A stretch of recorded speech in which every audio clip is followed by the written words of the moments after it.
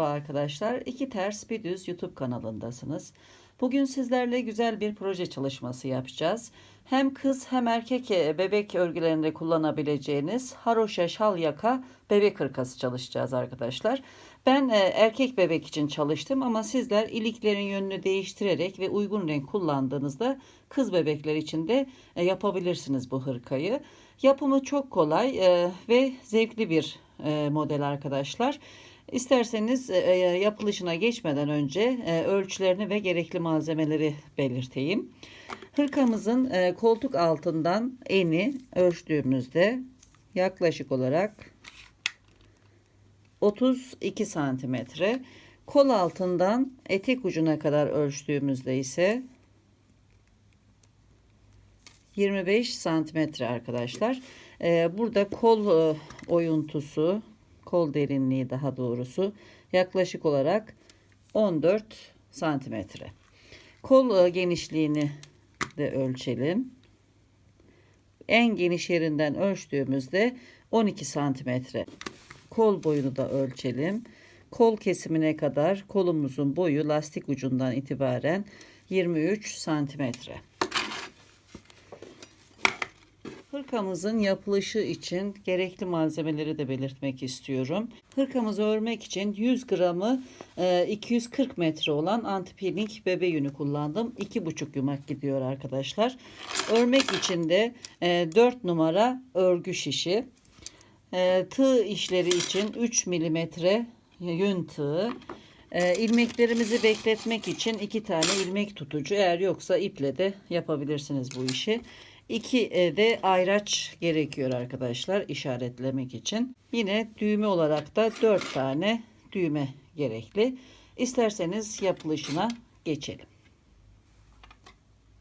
Hırkamızın arka kısmını örerek işleme başlıyoruz arkadaşlar. Bunun için toplam 70 ilmek aldım ve birebir lastik çalışıyorum. İlk birinci sıramızda kenar ilmeğimi alıyorum. Şu şekilde. Devamında bir ilmek ters,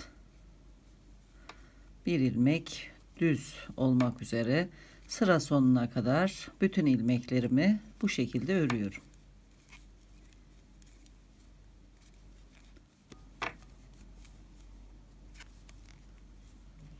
Son ilmeğimi de ters olarak çalışıyorum. Dönüyorum. Lastik sıramızda ikinci sıramız. Bu şekilde arkadaşlar ilmekleri görüldüğü şekliyle örerek istediğimiz uzunluğa gelene kadar lastiğimizi örmeye devam ediyoruz. İlk ilmeğimizi şu şekilde alıyoruz. Ters ilmekleri ters, düz ilmekleri düz örerek lastik örgümüzü devam ettirelim. Lastik örme işlemini tamamladım. 1, 2, 3, 4, 5, 6, 7, 8, 9, 10 sıra birebir lastik ördüm.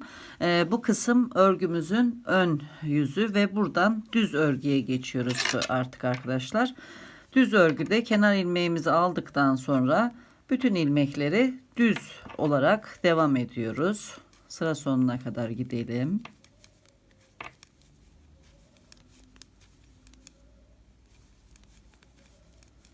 Son ilmeği ters örüyorum, kenar ilmeğimizi ve dönüyorum.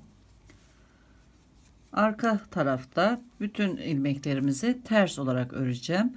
İlk ilmeğimi örmeden alıyorum, kenar ilmeğim. Geri kalan ilmeklerimi ters olarak sıra sonuna kadar örüyorum. Bu şekilde örgümüzü devam ettiriyoruz. Kol oyuntusuna geldiğimizde tekrar birlikte çalışmaya başlayacağız. Arka bedende kol oyuntusuna kadar örme işlemini tamamladım. 66 sıra ördüm lastikten sonra. Şimdi ikişer ilmek eksilterek ilk eksiltmelerimizi yapıyoruz. Buradan kenardan bir ilmek eksilttim. Bir ilmek örüyorum. Tekrar bir ilmek daha eksilttim. 2 ilmek eksiltmiş oldum. Örmeye devam ediyorum. Bütün ilmeklerimi örüyorum. 2 ilmek de bu kenardan eksiltiyorum. 1 2. Örmeye devam ediyorum. Son ilmeği örmeden alıyorum.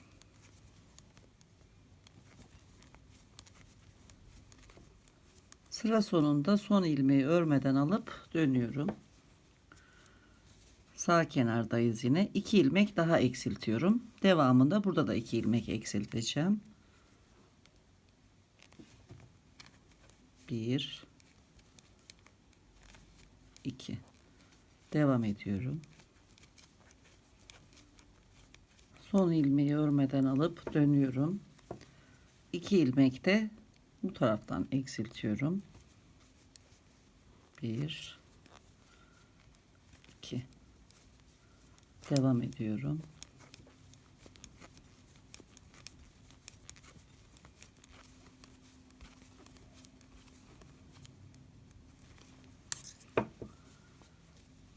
Tekrar sağ kol oyuntusundayız. Bir ilmek daha eksiltiyorum. Devam ediyorum.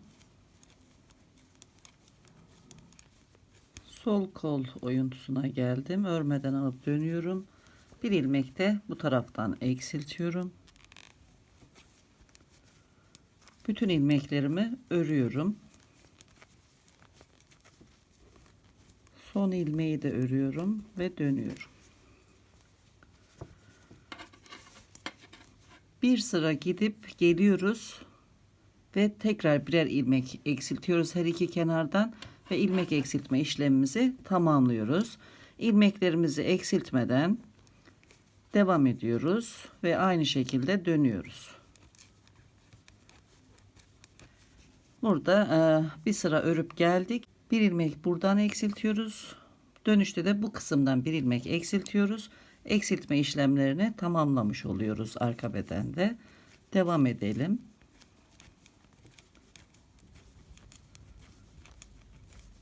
Son ilmeği örmeden alıp dönüyorum. Son eksiltmemizi yapıyorum. Bundan sonra düz örgüye devam ediyoruz. Yaka kısmında ilmek eksiltmelere başlayana kadar bu şekilde düz örgüye devam edelim.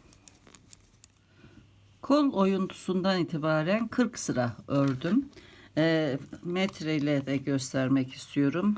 Yaklaşık olarak 13 santimetre örmüşüm. Şimdi yaka oyuntusunu yapacağız birlikte arkadaşlar. Bu kenardan 2, 4, 6, 8, 10, 12, 14, 16, 18, 20, 22 ilmek bıraktım. Bu kenardan da 22 ilmek bırakıyorum. Orta kısımda 14 ilmek eksiltiyorum ilk etapta.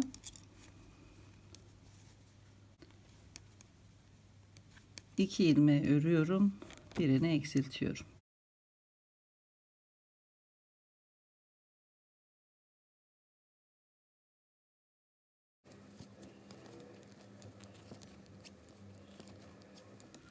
...14 ilmek eksilttim. Bu kısımda da 2, 4, 6, 8, 10, 12, 14, 16, 18, 20, 21, 22 ilmeğimiz kaldı. Burada 3 ilmek daha eksiltilecek. 19 ilmeğimiz kalacak bu kısımda. Bu 19 ilmeği de 3'e bölüyoruz. 6'şar 6'şar keserek kademeli bir şekilde omuz eğimi veriyoruz arkadaşlar. Şimdi ilmeklerimizi düz olarak örmeye devam ediyoruz. Sıra sonuna kadar örelim. İlk 6 ilmeğimi eksiltiyorum. 1 2 3 4 5 ve 6. Son bir ilmek kalana kadar örüyorum.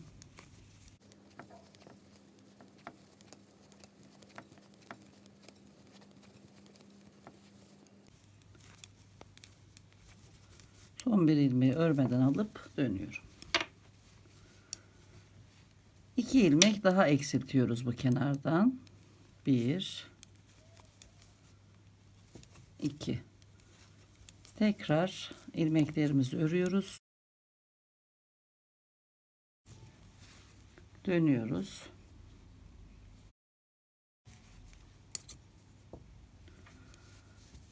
Tekrar 6 ilmek eksiltiyoruz. 1 2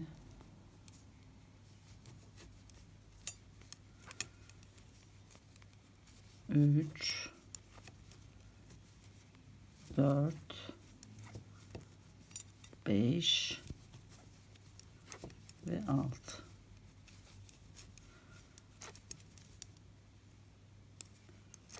Son ilmeğe kadar örüyoruz. Son ilmeği örmeden alıp dönüyoruz. Bir ilmek daha eksiltiyoruz yaka kenarından. Son eksilttiğimiz ilmeğimiz. Sonuna kadar örüyoruz. Son ilmeği örmeden alıp dönüyoruz. Şimdi kalan 7 ilmeği birden eksilterek bu omuzun örme işlemini tamamlamış oluyoruz.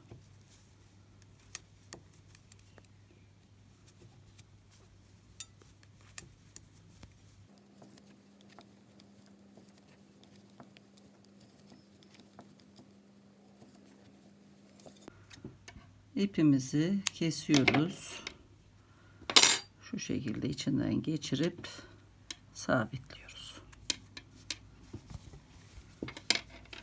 Sol omuzun örme işlemini tamamlamış olduk. Şimdi bu kısmı örmeye başlıyoruz. Bu kısma kadar örmüştük. Dönüyoruz. Buradan başlıyoruz örmeye. 2 ilmek eksiltiyoruz.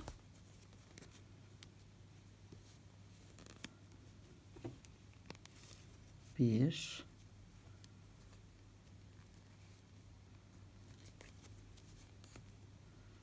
2 örmeye devam ediyoruz.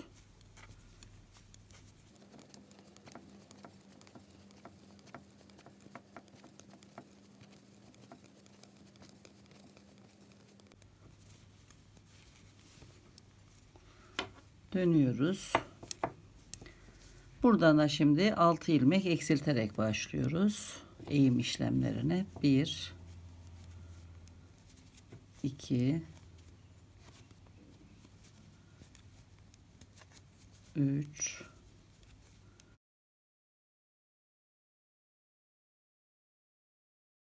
örüyoruz. Son ilmeği örmeden alıyoruz.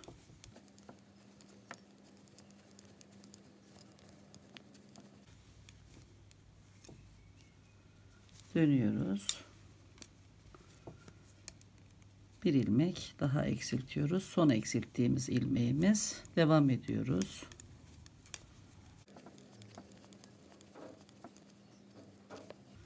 Son ilmeği örmeden alıyoruz yine.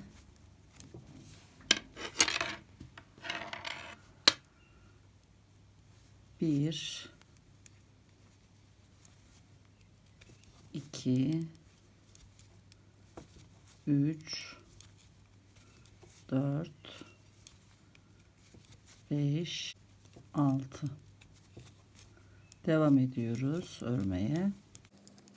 Dönüyoruz. Son bir ilmek kalana kadar örmeye devam ediyoruz.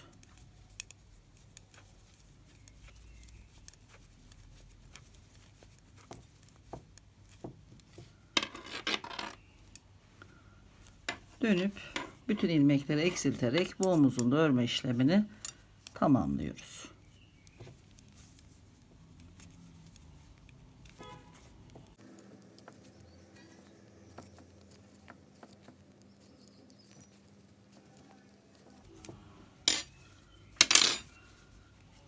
Evet arkadaşlar, arka bölümü bitirmiş olduk. İpimizi kesiyoruz ve burada sabitleyip ön parçaları örmeye başlıyoruz.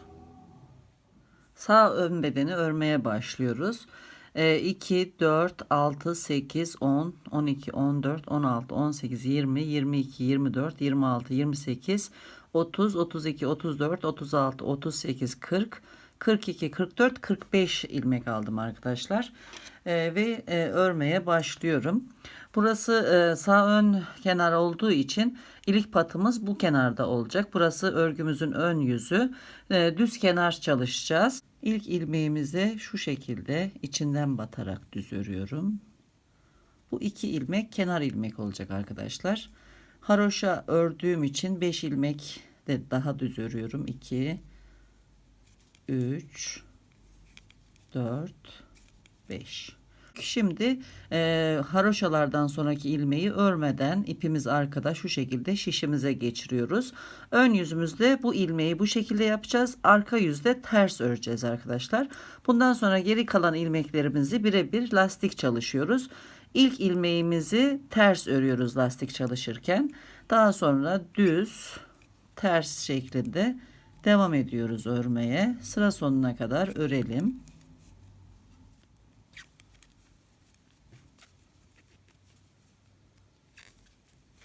Son ilmeğimizi de ters örüyoruz ve ikinci sıraya geçiyoruz. Bu kısım örgümüzün arka kısmı. 8 ilmek kalana kadar birebir lastik çalışıyoruz bu bölümde de. İlk ilmeğimizi aldıktan sonra lastik çalışmaya başlıyoruz.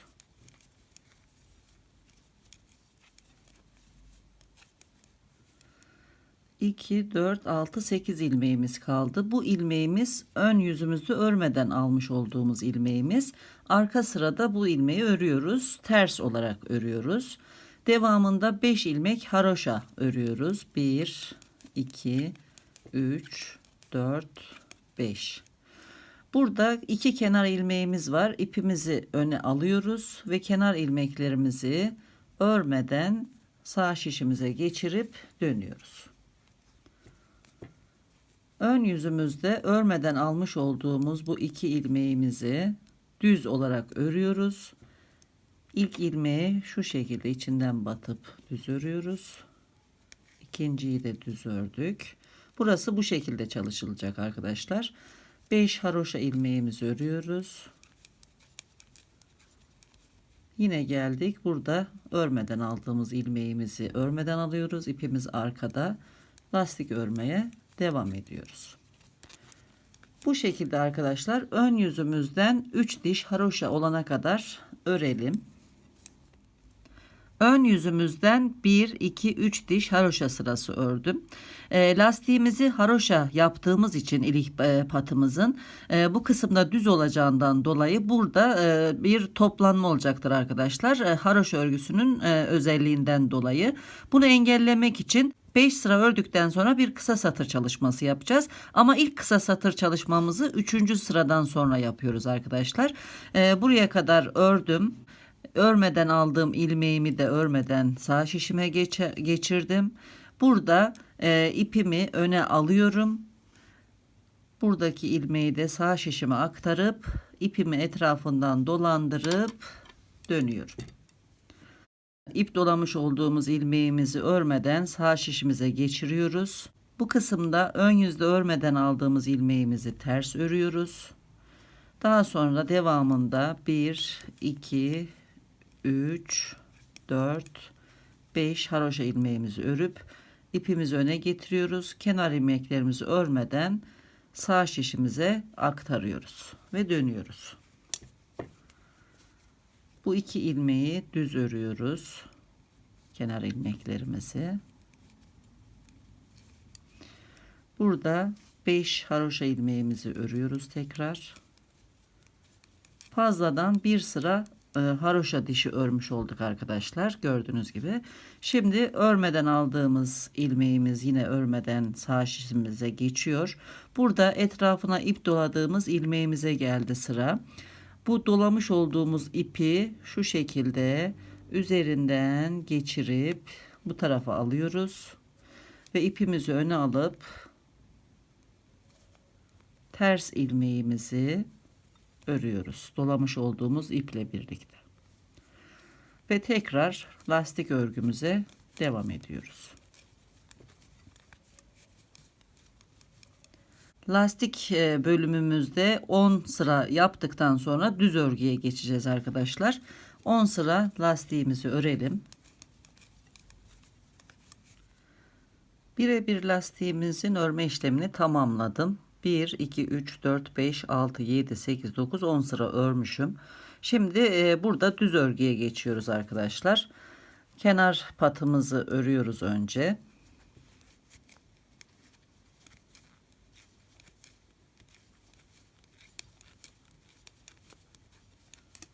Örmeden almış olduğumuz ilmeğimizi devam ettiriyoruz. Yine örmeden alıyoruz. Bundan sonraki ilmeklerin hepsini düz olarak örüyoruz. Dönüş sırasında ters olarak çalışacağız arkadaşlar. İkinci kısa satırımızı yaparken tekrar birlikte çalışacağız. İlk kısa satırımızı çalıştığımız yer şurası arkadaşlar. Bu kısa satırımızın üzerine 1, 2, 3, 4, 5 diş haroşa sırası ördük. Şimdi ikinci kısa satırımızı çalışacağız. Yine haroşa ilmeklerimizi örüyoruz önce.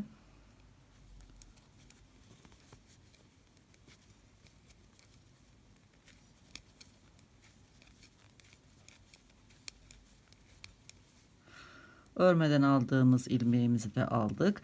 Burada ters kısma denk gelmişti. Şimdi burada düz ilmeğimiz var. Bundan sonra düz ilmekle devam edeceğiz. Bu ilmeğin etrafından dolanacağız arkadaşlar.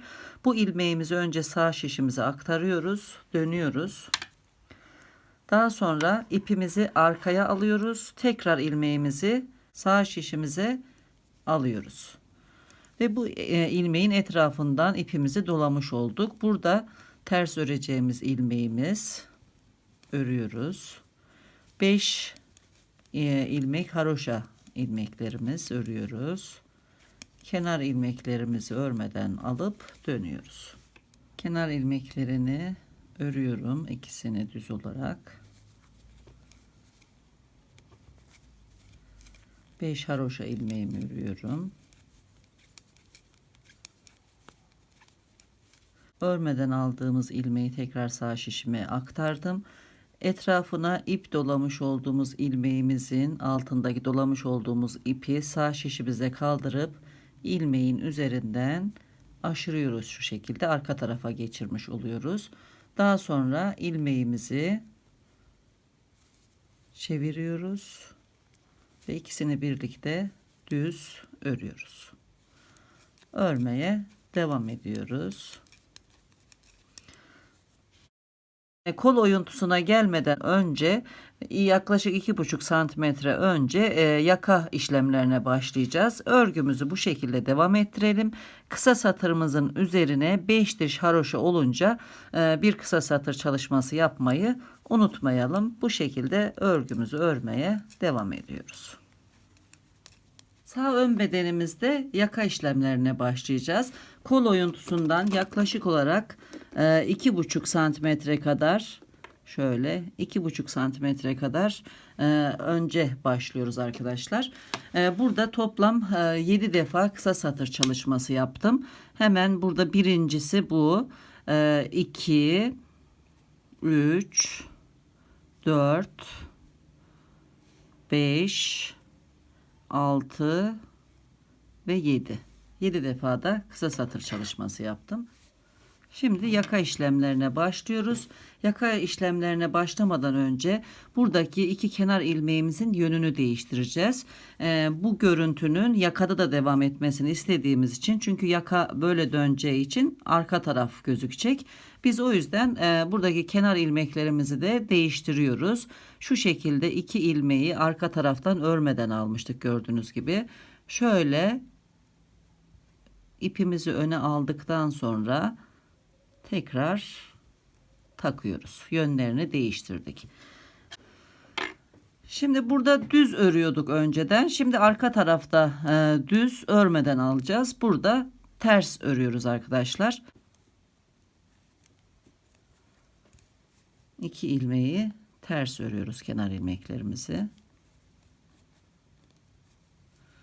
Devamında örmeye devam ediyoruz. Burada yaka için bir ilmek artıracağız. Buradaki alt sıranın ipine sol şişimle önden batıyorum.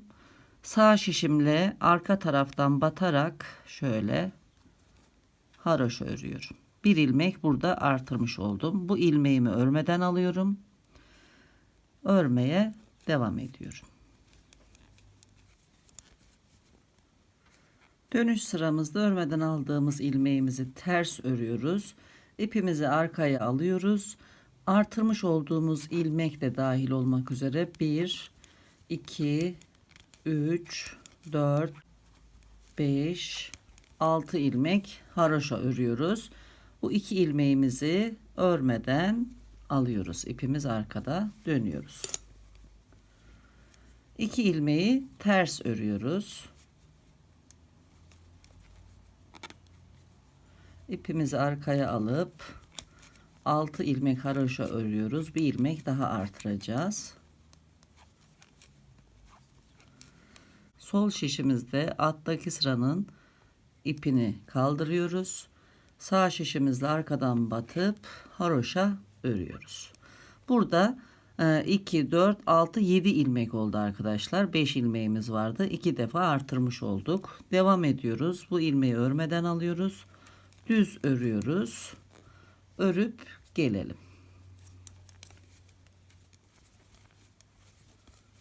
Örmeden almış olduğumuz ilmeğimizi ters örüyoruz. Artırdığımız ilmeklerle birlikte 7 ilmek haroşa örüyoruz. İpimiz arkada, kenar ilmeklerimizi örmeden alıp dönüyoruz. Bu şekilde artış başka yapmıyoruz arkadaşlar. Bundan sonra yakadaki artışlarımızı buradan ilmek alarak yapacağız. Buradaki düz ilmeklerimiz eksilirken yaka kısmındaki haroşa ilmeklerimizin sayısı artacak. Bu kısımda 19 ilmek kalana kadar bu eksiltme işlemini yapıyoruz. Yakayı da genişletiyoruz arkadaşlar. Şimdi 2 ilmeği ters örerek başlıyorum. 1, 2, 3, 4, 5, 6, 7 ilmeğimiz oldu. Şimdi bir yer değiştirme yapacağız. Örmeden aldığımız ilmeğimizle birlikte şöyle 2 ilmek sağ şişimize aktarıyoruz.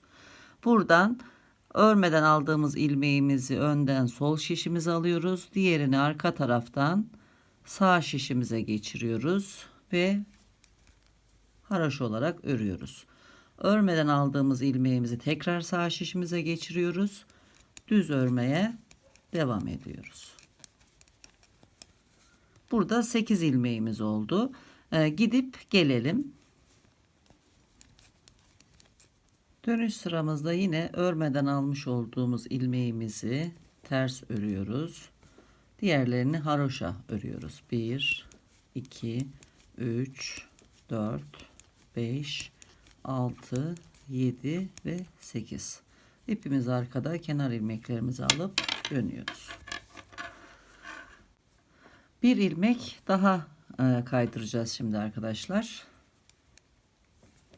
2 kenar ilmeğimizi önce ters olarak örüyoruz. 8 haroşa ilmeğimizi örüyoruz.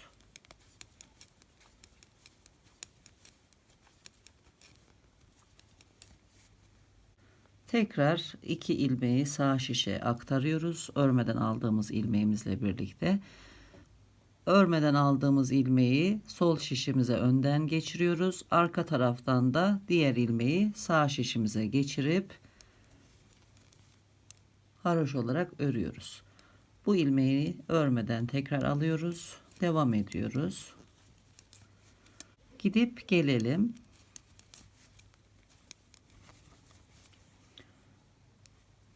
Örmeden aldığımız ilmeğimizi ters örüyorum. 1, 2, 3, 4, 5, 6, 7, 8, 9 ilmek haroşa örüyorum. İpimi arkada, kenar ilmeklerimi alıp dönüyorum. İlmeklerimizi çevirdikten sonra şurada hemen buraya da bir ayraç takmak istiyorum. Yakamızın başlangıç yerini belirtmek için. Burası yakamızın başlangıcı. Burada kenar ilmeklerimizi çevirdik. 1-2 ilmek artırdık. 2 ilmek de bu taraftan kaydırdık. Toplam 9 ilmeğimiz oldu haroşa olarak. Şimdi kısa satır dönüşü yapıyoruz. Aynen alt satır sıralarda yapmış olduğumuz gibi. 2 kenar ilmeğimizi örüyoruz ters olarak. 9 ilmek haroşa örüyoruz. Örmeden aldığımız ilmeğimizi sağ şişimize geçiriyoruz. Buradan bir ilmek daha sağ şişimize geçirip dönüyoruz. İpimizi arkaya alıyoruz.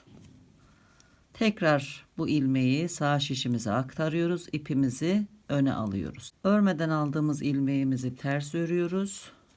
Diğer ilmeklerimizi haroşa örerek dönüyoruz.